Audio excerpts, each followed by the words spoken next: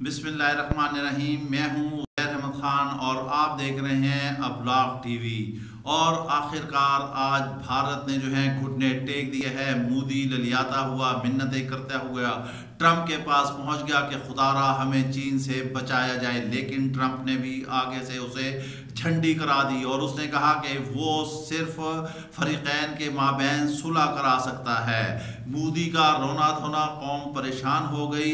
हिंदुआता का नजरिया लेने वाला आरएसएस का दहशतगर्द आज अपनी कौम के सामने जवाब नहीं दे पा रहा कि वो क्यों रो रहा है। कौम उससे पूछ रही है कि तुम एटमी ताकत के हामिल मुल्क हो, तुम्हारी फौज किधर है, तुम आगे सरहदों को महफूज नहीं रखते, मुल्क के अंदर अनारकी फैली हुई है, कोरोना की वजह से वहाँ तरजीही सलूक हो रहा है, हिंदुआता को लेकर, अखंड भारत को लेकर वहाँ इंसानी हुकूक की खिलाफ वर्जी हो रही है। जैसा कि हम पिछले वीडियो में भी हमने एक में कहा था कि जैसे ही हमारी वीडियो ऑन एयर होती है, यूट्यूब पर जाती है, तो भारत के अंदरूनी मुल्क से गालम गलोच और बदतहजीबी वाले कमेंट्स आना शुरू हो जाते हैं। तो ये आपको ऐसे कमेंट्स देने की ज़रूरत नहीं है, इससे कोई फ़ायदा नहीं है। ये मोदी आपको डुबोएगा, आप समझें। आपने दुनिया के साथ चलना है। अगर दुनिया मोदी को बिठाना है तो आप समझें कि मुल्क जो है तकसीम हो जाएगा। आज नेपाल भी आपके साथ नहीं है, चीन भी आपके साथ नहीं है। रूस जिसने आपको बगल बच्चे की तरह पाला था, वो सोचता था कि नजरियाती एतबार से, सोशलिज्म के एतबार से भारत हमारा साथी होगा, लेकिन आज वो भी आपसे आंखें फेर चुका है। आप तन्हा है। ये सिर्फ मोदी एक दहशतगर्द जो है, ये उसकी पॉलिसियां हैं जिसकी वजह से भारत तन्हा होता जा रहा है। चूंकि अमेरिका भारत को चीन के खिलाफ इस्तेमाल करना चाहता था। अब हम आपको यहाँ एक और अहम खबर देते हैं कि चीन ने मजीद अपने 5000 टैंक लद्दाख की तरफ रवाना कर दिए हैं, मजीद अपनी फौजें भी भेज दी हैं।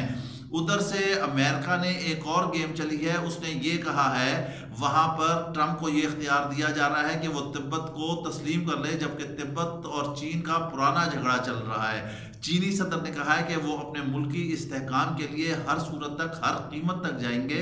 अमेरिका ने जो चीन पर पाबंदियां लगाई हैं कुछ खास शख्सियात पर, उस पर भी चीन ने कहा है कि वो अपनी ज़िंदगी और अपने मसाइल खुद हल करने की सलाहियत रखता है। लिहाजा ये उसकी भूल है कि कोई पाबंदियां लगाएगा और चीन उससे दब जाएगा, क्योंकि आने वाले वक्तों में चीन ही सुपर पावर है और वो ही लीड करेगा। अब दूसरी जानिब हम ये देखते हैं कि ट्रंप जो है वो अफगानिस्तान से अपनी फौजें निकालना चाह रहा है और अभी ही कुछ देर पहले तालिबान ने अफगानिस्तान में हमला करके 14 अहलकारों को मौत के घाट उतार दिया, जबकि अफगान हुकूमत दावा कर रही है कि जवाबी कार्रवाई में 2 तालिबान जो हैं वो मारे गए हैं। तालिबान भी एक्टिव हो चुके हैं। अब ये कंबल ऐसा है जो ट्रंप छोड़ना चाहता है लेकिन उसे छोड़ नहीं रहे। तालिबान से गो के उनके अमन मामला तय हो गए हैं, लेकिन अशरफ गनी और अब्दुल्ला की अंदरूनी चपकलश जो कि ताहाल बरकरार है। बज़ाहिर ये कहते हैं कि वो आपस में सुलह सफाई हो गई है। तालिबान के कैदियों की रिहाई में पसोपेश से काम लिया जा रहा है। तालिबान ये कह रहे हैं कि हम अमन मुआहदे पर कायम हैं, मगर जो उसूल तय किए गए हैं उन पर अमल नहीं हो रहा। लिहाजा ट्रंप, चूंकि ये एक इंतखाबी अमल है, ये इंतखाबी गेम है, वो इलेक्शन की गेम चल रहा है। शुरू से उसने कहा था कि अब वो अमेरिका से, अब वो अफगानिस्तान से अपनी फौजें निकालना चाहता है। अगर ट्रंप इसमें कामयाब हो जाता है तो फिर मैं भी उसे आइंदा इंतखाबात के दौरान कुछ ना कुछ वोट जो है वो इस बुनियाद पर हासिल कर लेगा। लेकिन बज़ाहिर ये नज़र आ रहा है कि तालिबान के साथ उसके मामला कुछ बेहतर नहीं जा रहे। गो के दोहा कतर के माबैन होने वाले मायदे पर अमल हो रहा है, मगर वो बहुत ही आहिस्ता आहिस्ता स्लो हो रहा है, जिसके आफ्टर इफेक्ट जो है वो बहुत ख़तरनाक बरामद होंगे।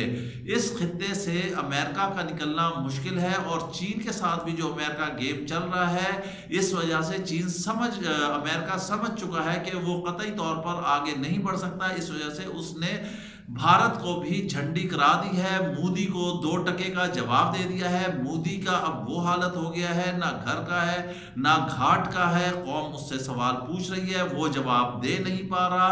एलओसी पर उसकी जो है बिला इख्तियार फायरिंग करता है, वो भी उसके गले पड़ रही है। वादी के हालात भी आज तक वो काबू नहीं कर सका। अंदरूने भारत जो है वो हालात खराब हैं।